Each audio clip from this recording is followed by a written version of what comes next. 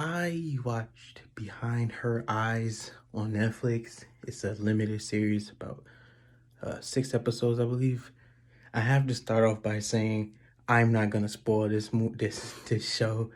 It's one of the best things Netflix has done. And it's a British show. Just the highs, the lows, and then the big reveal at the end where it's like you know what it is toward the end of the episode. Well, it's like a what if at the beginning of the episode that you have with yourself. Because it's like if you're in that situation, uh, what would you do? And then it's like you think back to when you figure it out, and you look back like, yo, this makes sense. This makes sense. This makes sense. Like, dude, it's a smart show. Like you going into it, so this guy, it follows Adele, a wife. Um, she was in a mental institution. Her husband, like they're on the rocks, and it follows this other lady, Louise, I believe her name was, and the husband, them, they have a moment. Come find out, that's where she working at. I was very surprised, and also, yeah. So he's married, so he was thinking it's gonna be one and done. She did too, and then nope, now we stuck together.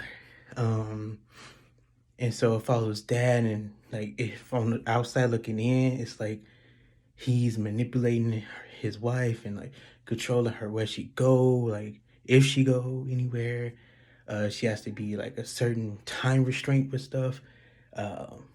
He monitors and administers her medication. Um, and then like their relationship starts to fade, well, starts to pick up, the doctor and Louise, and then they just break it off because it's just too much. She starts to want to know too much, and he's been on this road before with someone else he liked. To the point where his wife, like, she knows too much, and somehow she knows too much. Um, and so it's so hard without spoiling it, but